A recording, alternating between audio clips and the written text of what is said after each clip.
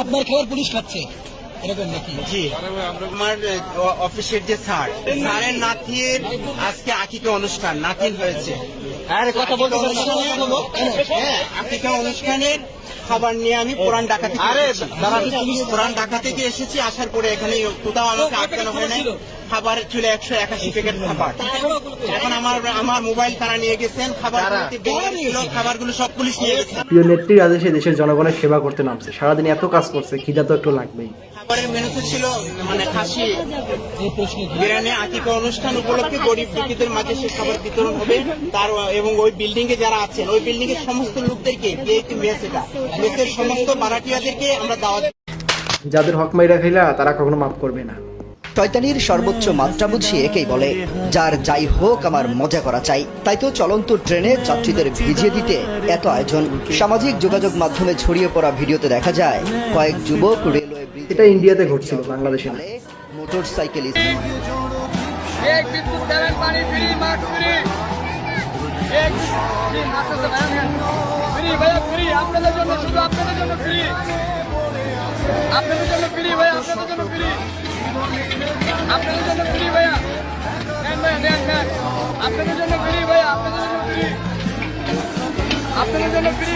যে দেশে ফ্রিতে কিছুই পাওয়া যায় না, সেই দেশের জনগণ আছে তার সর্বোচ্চটা দিয়ে সাধারণ জনগণের পাশে দাঁড়ানোর চেষ্টা করতেছে।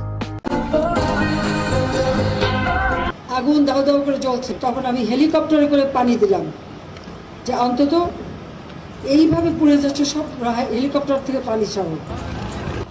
পানি ছিটাইতে ছিটাইতে মাঝে মধ্যে 16 ডিসেম্বর মনে করে ফটকাও ফুটাইছে। তখন আমি হেলিকপ্টারে করে পানি দিলাম।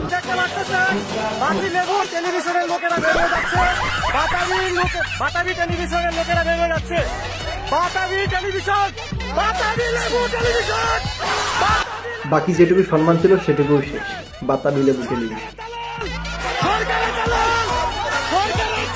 আন্দোলনের নামে অবশ্যই পুলিশের অধিকার আছে তাদেরকে গুলি করে মেরে ফেলা, অবশ্যই আছে। দায়িত্ব, অন্যতম দায়িত্ব অস্ত্র ছিল, অবশ্যই ছিল। আমি কি অন্ধ মানুষ?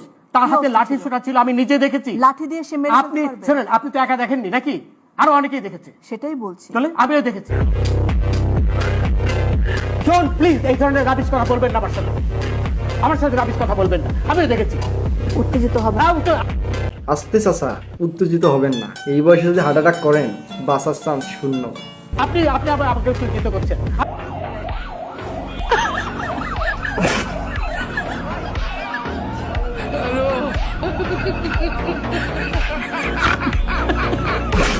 $2 লাখ হাতছাড়া হয়ে গেল।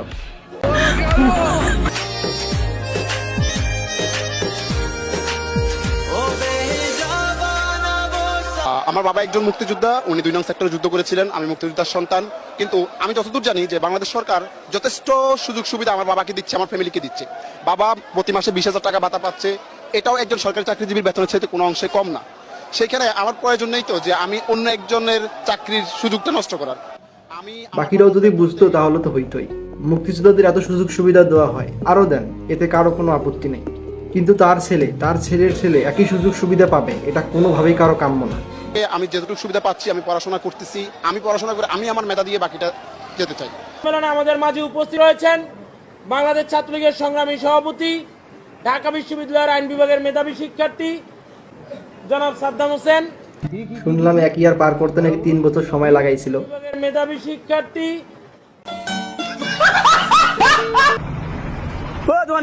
করতেই পারে, 100 তোলার চিন্তাই ছিল, বারবার 99 পাইছে। মেধাবী তো আছে।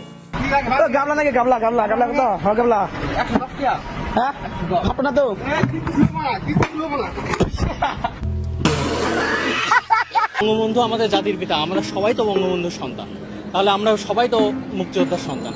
তাহলে সেই জায়গা থেকে আলাদাভাবে মুক্তিযোদ্ধার সন্তান, লজিক তো আছে, সবাই সমান সুযোগ সুবিধা পাবে। তারা কেন পাবে, আমরা কেন পাবো না? সবাইকে সমান অধিকার দিতে হবে।